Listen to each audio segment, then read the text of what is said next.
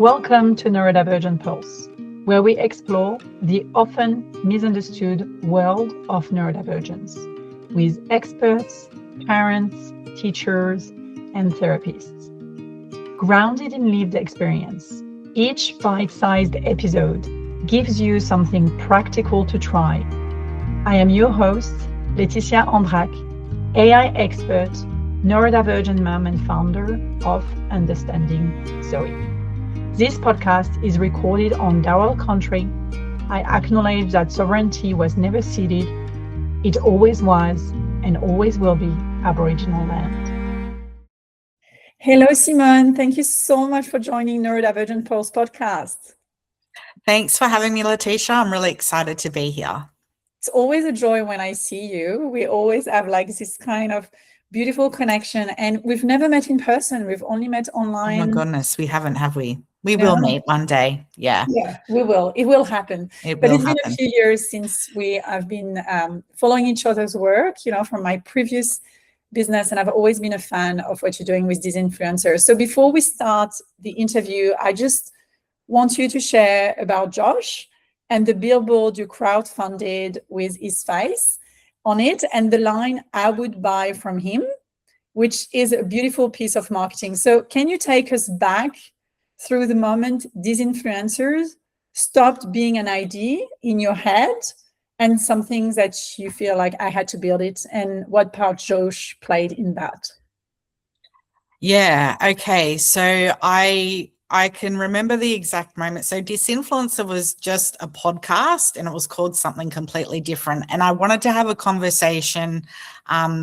As you know, I had a previous life, I had a tech startup and all of that. And what people didn't know is I had that business because I accidentally created it because I couldn't go to work anymore because I had Josh, who is autistic, intellectually disabled, and he's also had a kidney transplant. So he was a very sick baby. So I have a marketing background. I've got a degree in graphic design, and I always hear, and everyone will know this, you hear disability in the media through a lens of advocacy, especially now with all the NDIS changes and neglect and abuse and whatever. And those stories are valid and important, but where's the light to that shade? So there was a conversation from Hannah Devine. I don't know if you remember, she called out Lizzo and Beyonce for having some ableist lyrics. Oh yeah, I remember that. That sparked a conversation in me because I'm like, why is the news always about this? And so I started this podcast and I started having this conversation, and then I guess like the alchemist says, the universe will support you. So I had Jane Kay, who is the founder of Bird's Nest, in my car park when I was living down the far south coast. Bird's Nest is based in Cooma, and she was in my car park, and I'm a big fan of Bird's Nest, and I literally jumped on her and I'm like, hey, why don't you have any kind of diverse talent models? And she said, well, we'd love to. Like, how do we do that? Where do we do that? Now, in all fairness, Bird's Nest already had like an accessible website. They were already doing the things. And then, so we did a shoot for Bird's Nest and another brand, which was very an incredible experience. And I started talking to more brands and asking that question. I'm like, where is your diverse talent? And the brands would be saying to me, well, you're right. Where do we go to get them? So that's when Disinfluencer went from like, I'll create some content because I want to see that. I would buy from him, back to the billboard, to, you can't be what you can't see. And I feel like as a mum, I don't see my kid or my family represented in any media or marketing or advertising or the news. And I obviously have that background. And yeah, the billboard was supposed to have Katie in it, who was featured in the Bird's Nest campaign. Katie is a young woman with Down syndrome. She's my friend's daughter who loves fashion. And what I find is not only do we not have the representation, but if you do see someone with a disability in the mix, they're usually on the outside, like they're kind of tacked in on the side. They're not the hero of the campaign. So the billboard was all about putting disability front and center, and speaking to, a segment of the market, a massive segment of the market that is literally ignored in media and marketing. Thank you. So inspiring. Thank you for sharing that. I Mm. love how you started from a personal story, but then opened it to the whole community and really impacting positively the whole community. As we know, like 1 in 4 are disabled, and indeed we don't see any of them in the media, in the representation. Or sometimes it's a bit tokenistic. It's like, oh, we put this one, as you Yes. said, in the corner or at the back and so on. So yeah, and on top of that, 96% of disability are invisible. So most disabled and neurodivergent children grow up never seeing themselves, and as you said, their family and all of that. It's like really interesting how we could see greater supermarket catalogs and school campaigns and cereal box or holiday ads having disabled individuals. And I know that through our own journey, we've been invited to some events within the disabled community, and I love how my daughter get exposed to all form of disability. And unfortunately, if you don't grow up seeing this is where ableism exists, right? Yes. It's really Yes. so I love that. So from where you sit, because I started like giving my sense around from where I sit, not having this diversity being visible, but what is the actual cost of this invisibility for the child and for the parents raising them? I think the biggest thing is that someone with a disability doesn't sit in a silo. They belong to a family and a community. And I always think about my daughter, and she's 8, and she has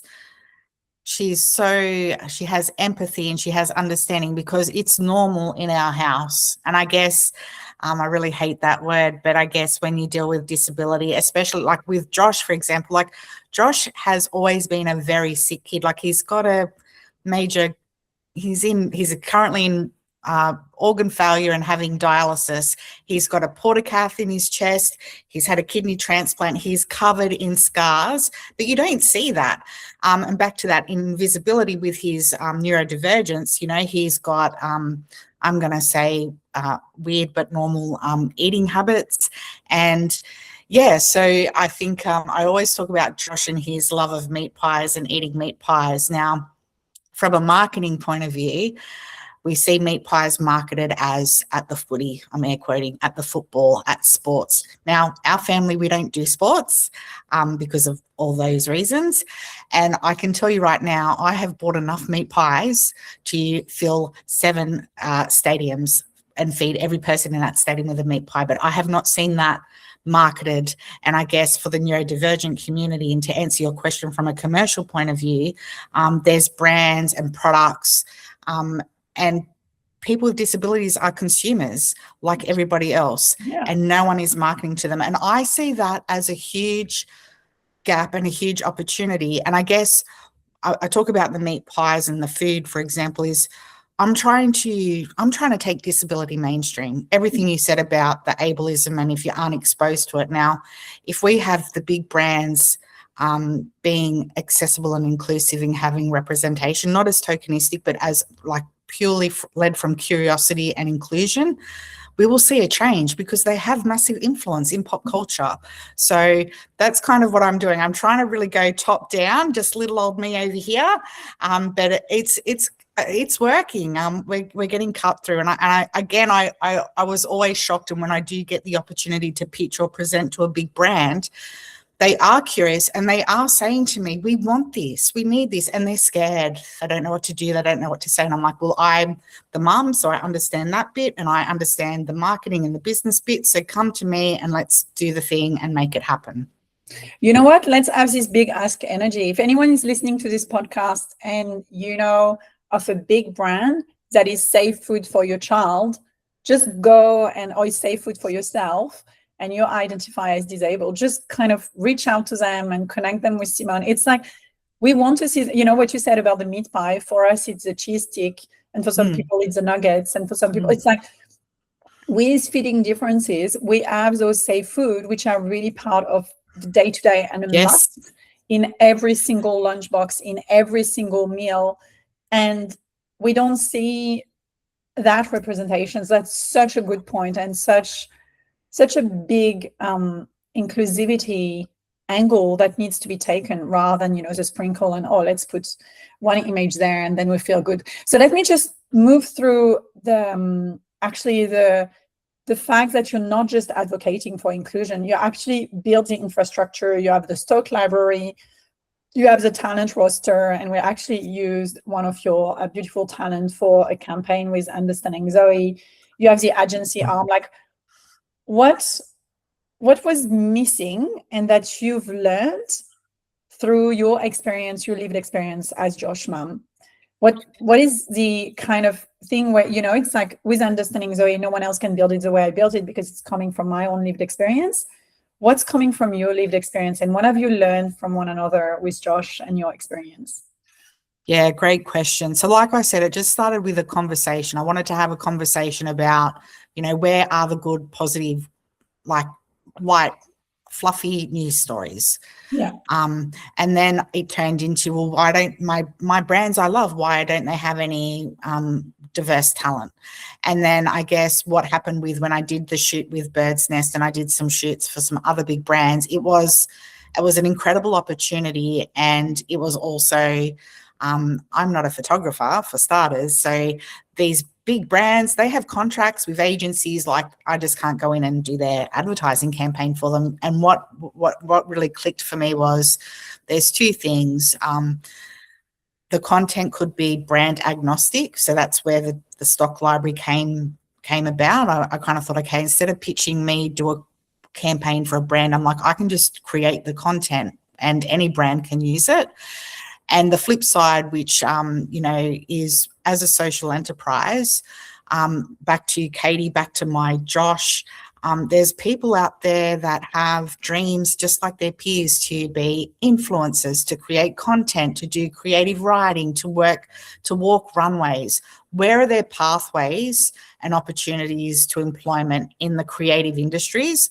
So I could spend 3 days talking to you about the messages and inboxes I get from parents of little kids to people themselves to adults who have parents as carers, coming to me that their kids love the camera, they have like a vibe, they really want to work and have opportunities to do this kind of work. And so it kind of turned into this social enterprise model of, we do the work, we create the impact on a commercial lens, forward facing, but behind the scenes, we're giving people pathways and opportunities within this industry to develop skills for employment. And we pay people for everything we do. I love it. As I've said, I've always been a huge fan of what you were doing. And when we met, it was way before I was on my journey with Understanding Zoe. It was when I was running my other business and consultancy. So I just love what you stand up for. And, it's so important to go one step further in making the invisible visible, which is a big research that we've done, and we called it making the invisible visible. And we used data to, kind of make the invisible visible. I find like you use picture and human to make the invisible visible. And so there is like this beautiful mission that you have. And actually a huge part of Disinfluencer is invisible disability and chronic illness as well. Yeah. Which is where so many neurodivergent folks sit, and they constantly told, you don't look disabled, you don't look autistic, you don't look, it's like they do not look sick because maybe you're catching them on a good day, when it's chronic illness. And this is just something that annoys me so much. But I'm going to go to the question. So what do you want the parents of those kiddos or those adults who are, identifying in those invisible disability space to know about when, through representation, we can help visibility to happen? Yeah, I think it's really important. The invisible disability is always a challenge. I get casting directors calling me all the time and they'll say to me, I want someone with a hearing aid, or I want someone with a prosthetic. They want to visually see it. And I guess it comes back to that, like you said, the data, like I think it's 92% of disabilities are invisible. 96, yeah, 96, yeah. Yeah. So, and that's why when I did the Josh's billboard, I stated, you know, what kidney disease, autistic. I think Dylan Alcott does this exceptionally well with his podcast, Listenable. He will say the person, the guest on his show, and he'll say their disease. I deliberately don't do my images and stock around wheelchairs or prosthetics or whatever. We are very people-centric, because what I'm trying to do is, and I feel like it's working, is people with disabilities are people just like everybody else. So when you book a campaign or you're looking for a shoot, in our stock library, we have tiles of all of our artists, like this is Katie, this is Sam, this is Josh. Like all of our people have their names in next to the photos. So you know that they're people. And I feel, for me, to answer your question, I've gone about it the wrong way, but when we work with people, so when we did a shoot in Newcastle with a brand, and we had the team on site with us for the shoot. Now, when the team come, they've never usually been with people, a whole bunch of people with a disability, and that's where the impact happens, because they see these people with their peers. When you get a whole bunch of people with disabilities together that don't have to explain themselves or justify themselves or tell their horror story or their life story, they're just kind of on the job doing their thing, like that magic happens. But for the client, they can see the impact of, okay, you know, I thought I was getting some kind of cool marketing shots for the brand, but I can see these people and I can see them for who they are and get to know them. And that's a really micro level, but that has that kind of impact of, you know, I know that person would have went away and she's told everyone she knows about her experience with us on set.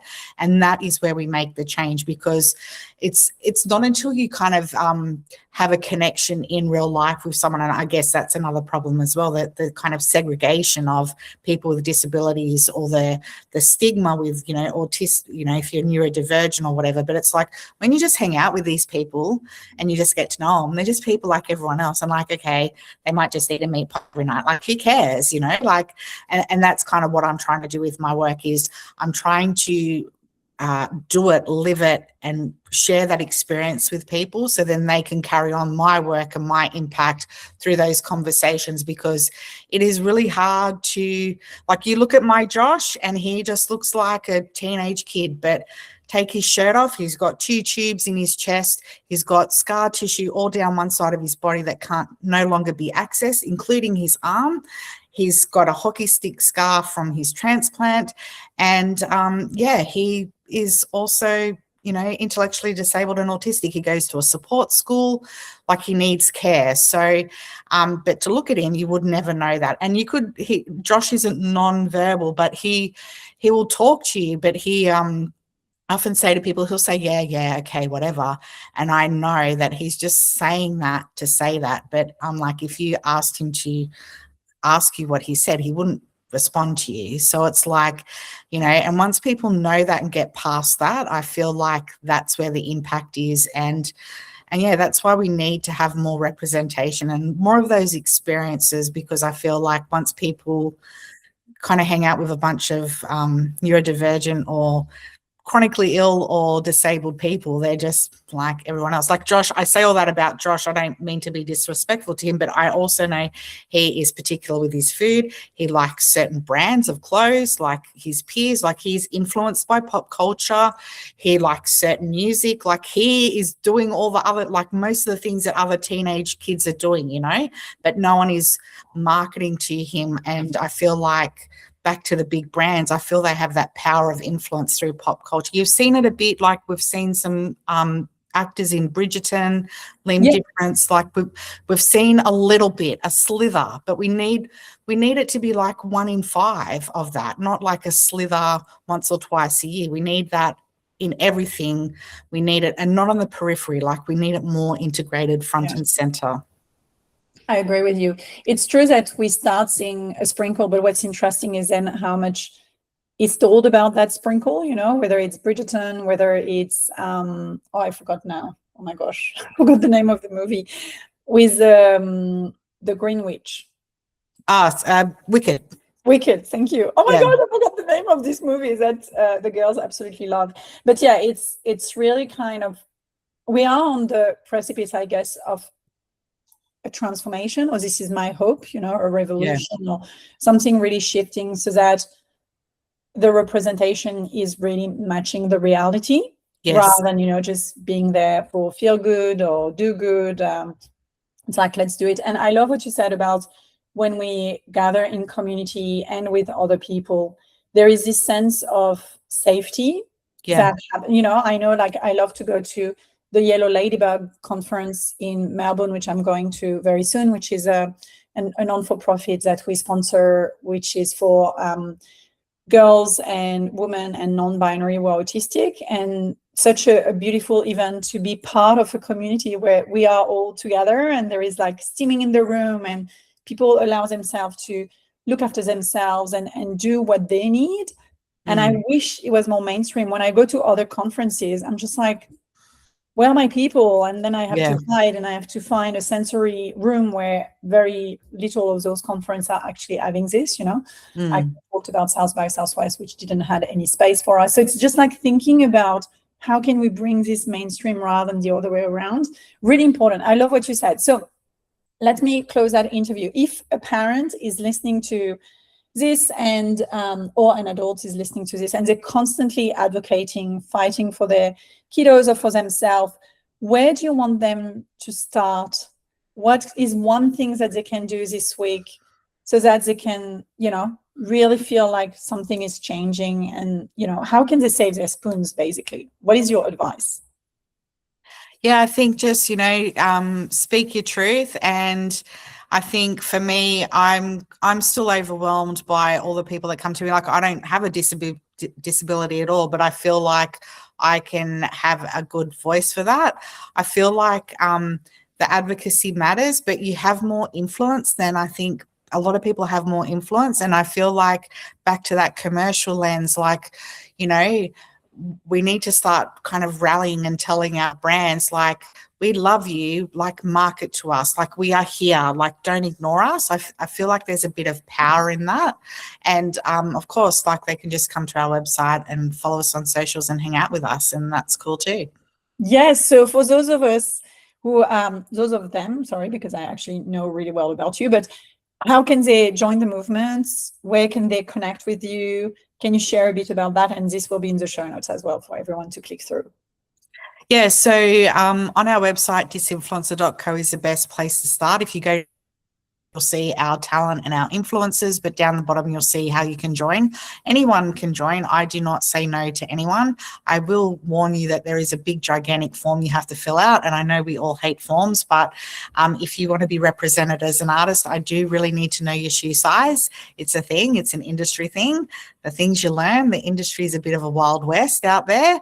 But yeah, and I guess the process for us is, like I said, we do the stock library, but what we do is we try and, if we don't do your photos, at some point we hope to, we will do your photos, we will pay you, you'll have a portfolio, and then we can represent you for as talent to put you forward for TV commercials. Something really important that I'm doing now that still isn't kind of cutting through, but I'm going to say it out loud to make it happen is, like I said, casting directors come to me and they're like, oh, we want someone in a wheelchair, or we want this. And what I'm doing is I'm seeing the briefs for the casting. And if someone in my talent roster fits the brief, as in age, sex, location, I'm putting my people forward. And I really love that, and people appreciate that.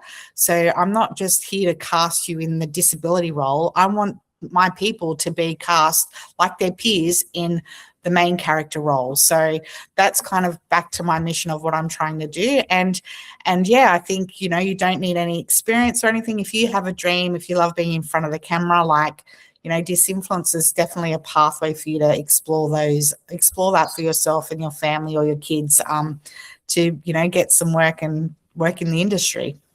I love it. I love it. Thank you so much, Simone, for joining the podcast today, for being such a supporter of our mission with Understanding Zoe, and for everything you do with Disinfluencer. I'm very grateful for you. Thank you, Laetitia. Thank you so much. Welcome to another Pulse from Zoe. Hey, Zoe. We are talking about getting together with other autistic children or adult? How does it feel for you to surround yourself with neurokeen? It feels nice because they feel a little like me. They're misunderstood by many people. And what do you love the most in those moments with them? Well, we share basically the same feelings sometimes, and we feel like we understand each other. Thank you, Zoe, for this pulse. Thank you. That's a wrap for Neurodivergent Pulse. If this helped, follow the show and leave us a quick review on your favorite platform. You can even share this episode with someone who needs it. You can learn more about our platform at understandingzoe.com. Thanks for listening.